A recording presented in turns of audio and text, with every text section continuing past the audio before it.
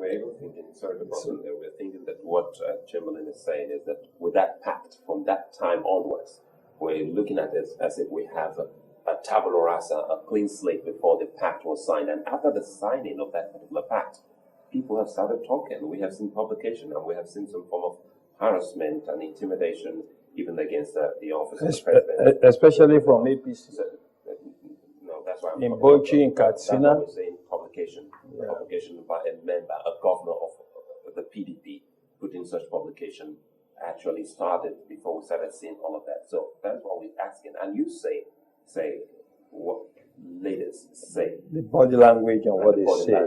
Very important. Very important. Very important. How can we really salvage an already tense situation because of what has happened with that publication and the reactions we get? I think the first thing is any act of violence, the party should just go beyond condemning.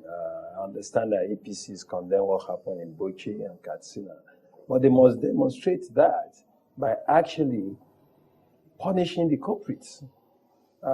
If you embark on violence on my behalf, and you know you have a price to pay, but you see, the atmosphere has been poisoned. We need the leaders to actually go out there. I want, for example, the APC presidential candidate to go out there and say that whatever the outcome of this, you should not resort to self-help. If I feel cheated, I will go to court. But for you to be painting the images of baboons soaked in blood and all of that. Even though they said it was misquoted out of context on that. Well, I have not.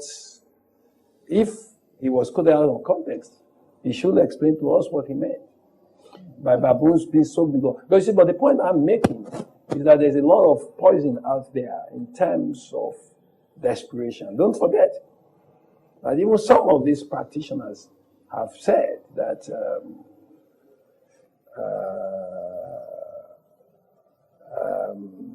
if their party is not declared the winner, that they will set up alternative government. Yes, so if they poison it from both sides, that's why we're worried. The PDP has done and said so many things, and they have been turned to also just dissociate themselves, just the way the APC has done when the publication and comments come from the PDP angle. So two wrongs can make a right. That's no. What I'm saying is that the leaders have a lot of responsibility. And when I say the leaders now, invariably we are looking at President Jonathan.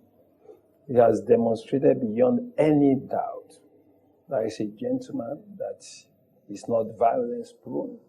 We've had presidents before him.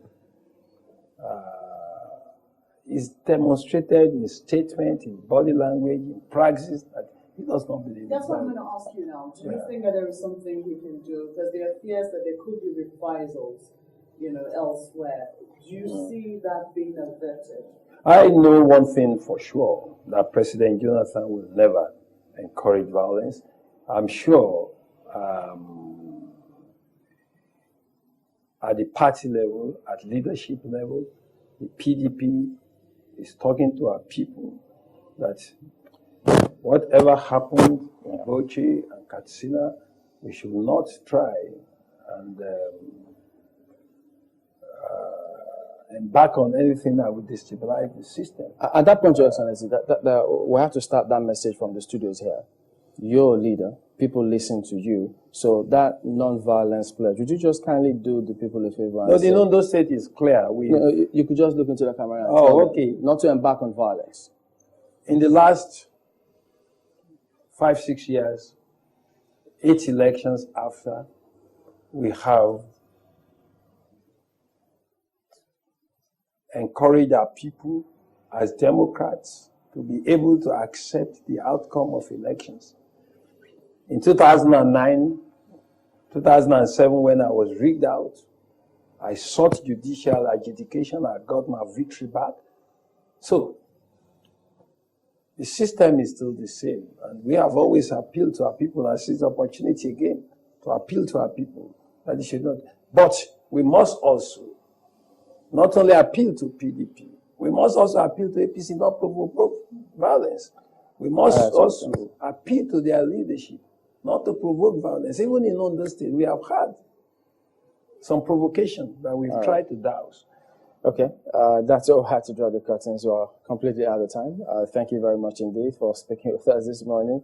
We've been speaking with His Excellency, Governor Olusegun Mimiko. Thank you for coming on this morning. Thank you. And that's where we'll also wrap up today. Thank you for watching. I'm Chamberlain also. Well, thank you. I'm Alfred Ogun. For my thanks, I'm Sulaiman. Goodbye.